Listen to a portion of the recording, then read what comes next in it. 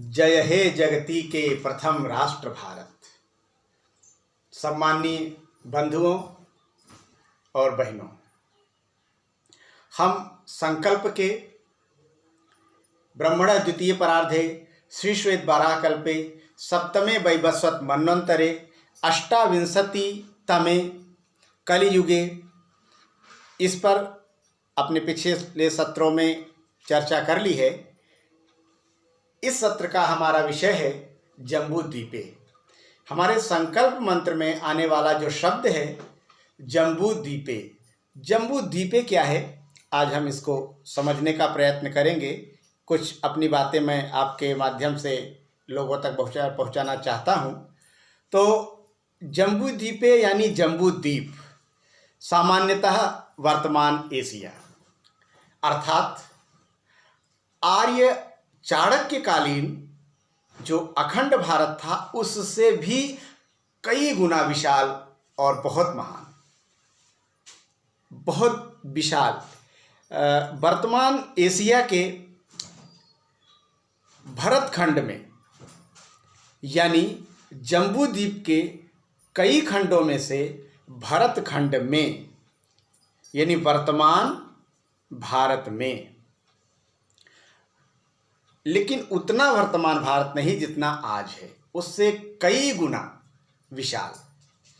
तात्पर्य यह हुआ कि ब्रह्मा के द्वितीय परार्ध के श्री श्वेत बाराहकल्प के 7वें मनवंतर के 28वीं चतुर्युगी के चौथे युग कलियुग के इस 2020 में यानी कि 5122वें वर्ष में जम्बू द्वीप में यह कर्म करने जा रहा हूं। तो जम्बू द्वीप इसे जब कहा गया है तब इसकी बहुत बड़ी महिमा थी, तब यह बहुत विशाल था, क्योंकि ऋषियों ने, कौंडिन्य आदि महर्षियों ने स्वयं चल करके, पैदल चल करके बसाहट को धर्म और संस्कृति की शिक्षा दी थी, ज्ञान का आलोक विकीर्ण किया था। इसी कारण कहते हैं वसुधैव कुटुंबकम। खुद उन्होंने अपना समझ करके ज्ञान का आलोक चतुर्दिक फैलाया, इसीलिए सबको उन्होंने अपना परिवार कहा। यह जो चतुर्युगी है जिसको जम्बू द्वीप से हम जोड़ के देखते हैं, एक बार हम उसको फिर से समझने का प्रयत्न करेंगे। अर्थात जिस वैवस्वत मनवंतर में मनुष्य जन्मा उसकी कालावधि क्या होगी।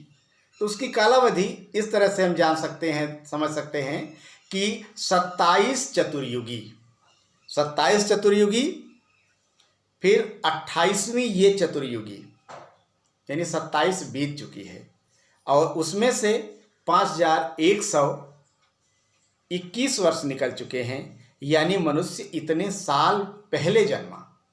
इतनी प्राचीन गणना है हमारी। और उस जम्बू द्वीप का हमारे पास मानचित्र है, मैं आप तक शेयर करूंगा।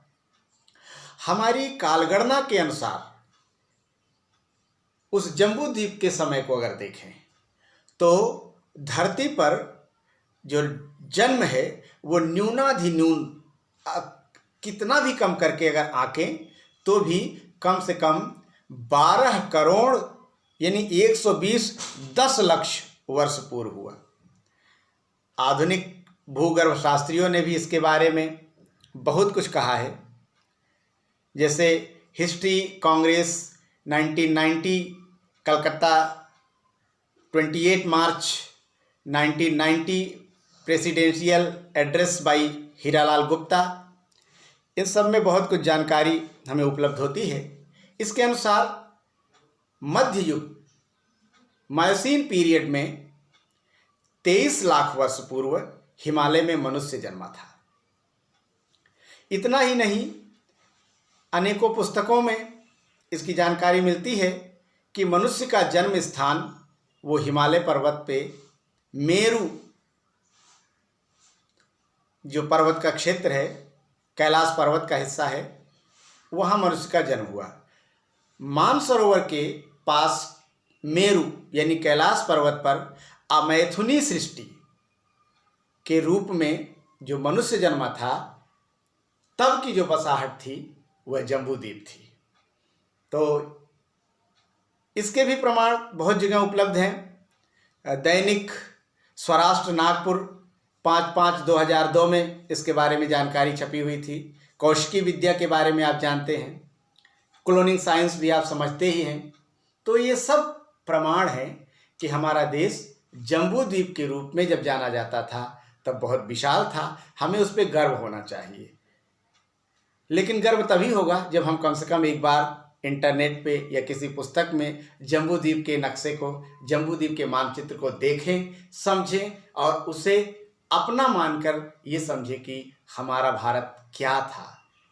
और इस बात को याद रखें, पुरुषों को मिले, पूर्व पुरुषों के द्वारा मिली हुई थाती परंपरा संस्कृति कि जो खोया उसका ध्यान करें, जो पाया उसमें कहीं भूल न जाएं कि हमारी संस्कृति में हमें जो कुछ मिलता जा रहा है, जो कुछ खोता जा रहा है, उसके बारे में हमारा कोई चिंतन नहीं। ऐसा नहीं होना चाहिए। हमें कम से कम अपनी प्राचीन विरासतों को समझना चाहिए, क्योंकि जिस देश को अपने इतिहास पर गर्व नहीं होता, अपने भूगोल की चिंता नहीं होती, उस देश का अस्तित्व बहुत ज़्यादा दिनों तक नहीं रहता। ऐसा सदग्रंथों में लिखा हुआ है।